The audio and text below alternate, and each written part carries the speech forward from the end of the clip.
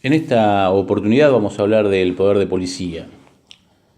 La noción de poder de policía fue desde sus orígenes controvertida y ha ido variando con el paso del tiempo, modificándose en función de los intereses a tutelar, según las circunstancias políticas, sociales y los momentos históricos vividos. Al poder de policía se lo puede conceptualizar como la potestad y función para dictar o crear normas reglamentarias que tienen las autoridades constituidas por la ley fundamental, el legislativo, limitando o moderando el alcance de los derechos para proteger los derechos de la sociedad en busca del bien común, pero no puede desvirtuarlos o desconocerlos sobre pretexto de reglamentación. En este sentido, el Congreso está facultado para reglamentar los derechos individuales siempre que no los altere, lo que no quita que los restrinja en alguna medida para hacerlos compatibles con los derechos de los demás, ¿no? El artículo 14 puntualmente de la Constitución dice que todos los habitantes gozan de los siguientes derechos conforme a las leyes que reglamentan su ejercicio, y el artículo 28 dice que los principios y garantías y derechos reconocidos por la Constitución, por supuesto, no pueden ser alterados por las leyes que los reglamentan. Mucho va a tener que ver la jurisprudencia de la Corte en lo que es la evolución de la noción del poder de policía. A nivel jurisprudencial, el criterio de la Corte era restringido. Hasta el año 1922 se venía aplicando para limitar derechos subjetivos en la protección de la seguridad, moralidad y salubridad pública. Eso sí, a partir de 1922 el criterio se amplía a la libertad contractual, en el caso Ercolano, donde se limita la libertad contractual.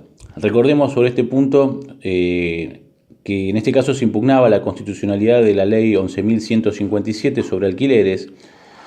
Aceptándose este nuevo concepto de poder de policía, la Corte Suprema de Justicia de la Nación lo declaró constitucional. En 1934 se va a ampliar el poder de policía al poder de policía de emergencia. Esto es con el famoso caso Abico con De la Pesa, de justamente 1934, en donde se reconoce la constitucionalidad de la ley 11.741 sobre moratoria hipotecaria y reducción de la tasa de interés. En este sentido se consideró esencial salvaguardar el interés público en una situación de emergencia, dada la gravedad y extensión de la crisis económica. También vamos a decir que a partir de los casos Compañía Swift de La Plata contra Gobierno de la Nación de 1934 también y Frigorífico Anglo contra Gobierno de la Nación, quedó definitivamente aceptada la regulación estatal de la economía. En el primer caso se admitió la Ley de Control de Comercio de Carnes y en el segundo se ratificó la validez de una ley que imponía a los frigoríficos la obligación de clasificar el ganado antes de la compra y de comunicar las operaciones al Ministerio. En materia laboral y social, se ratificó la constitucionalidad de la ley 11.729, en donde se impugnaban las obligaciones y cargas sociales que se imponían a la patronal. Esto fue en el caso Rusich Elvira contra Compañía Introductora de Buenos Aires.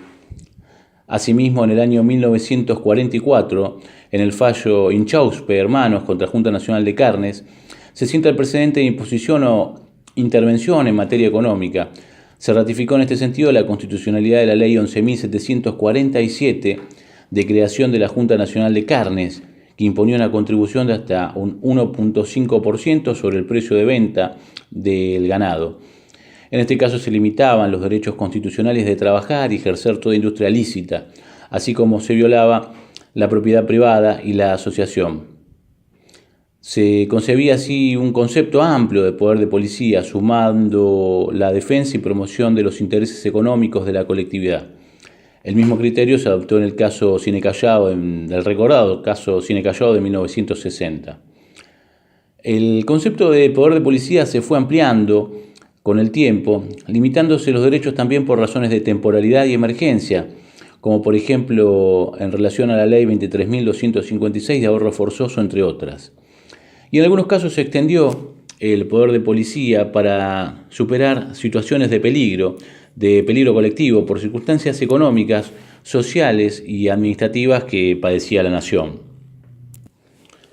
Cuando estudiamos el poder de policía no viene mal tener presente una serie de fallos, Plaza de Toros, Saladeristas Podestá, también Ercolano ya mencionado y por supuesto también el famoso Cine Callao de 1960. Vamos con el primero, Plaza de Toros. Se impugnaba una ley de la provincia de Buenos Aires que prohibía las corridas de toros. La Corte dijo que era un hecho y un principio de derecho constitucional que la policía de las provincias está a cargo de sus gobiernos locales, entendiéndose incluido en los poderes que se han reservado el de proveer lo conveniente a la seguridad, salubridad y moralidad de sus vecinos, y que por consiguiente pueden lícitamente dictar leyes y reglamentos con estos fines, no habiéndose garantido por el artículo 14 a los habitantes de la República el derecho absoluto de ejercer sus industrias, su profesión, sino por supuesto, como decimos, con sujeción a las leyes que reglamentan su ejercicio. Podemos nombrar también el famoso fallo Saladeristas Podestá. En este caso se cuestiona la constitucionalidad de una ley que reglamenta la actividad de los saladeros de barracas.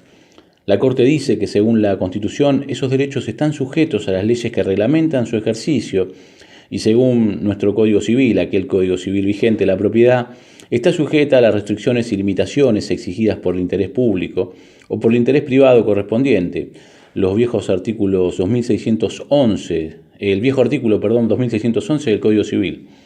Por lo tanto, la Ley Provincial del 6 de septiembre de 1871, determinando las condiciones bajo las cuales pueden establecerse saladeros en la provincia y retirando a los establecidos en barracas la autorización para continuar en este punto por exigirlo así la salud pública, y aquí lo importante, no es contraria a la ley constitucional ni ataca el derecho de propiedad, pues ninguno lo tiene para usar de esta en daño de otro.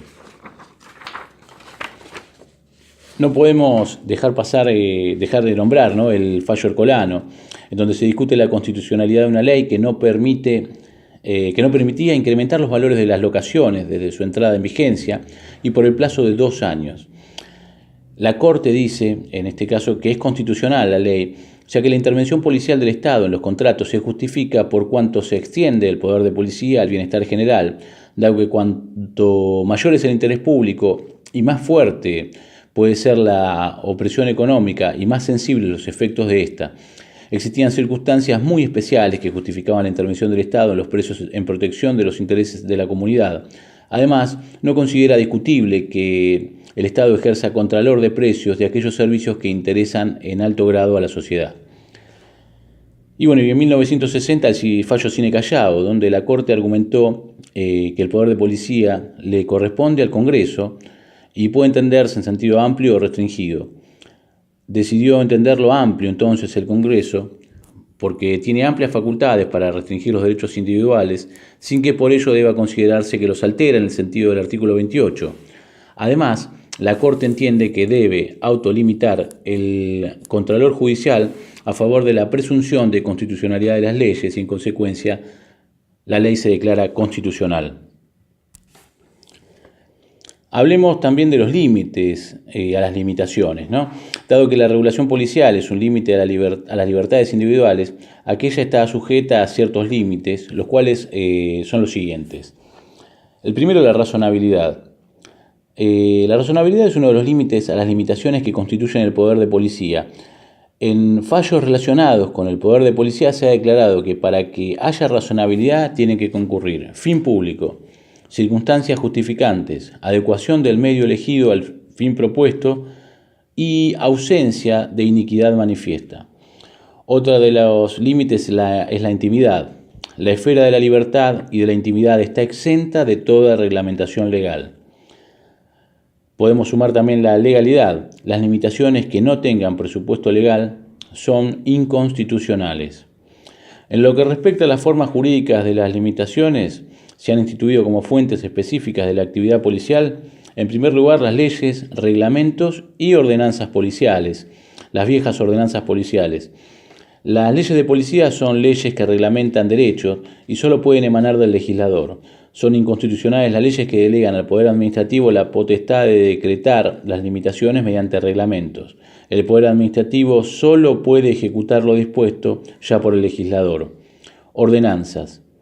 Las constituciones provinciales deben asegurar el régimen municipal y los municipios legislan, limitados a la concordancia con leyes nacionales de policía, sancionando ordenanzas por un lado y ejercen policía mediante su órgano administrativo. orden policial, advertencia, requerimiento, autorización y permiso. Todas estas situaciones implican actos de administración que deben tener origen legal. En el artículo 75, ya para ir terminando, inciso 30 de la Constitución, se refuerza el artículo 123 con el poder de policía de las provincias y municipios con relación a la posibilidad de crear tributos.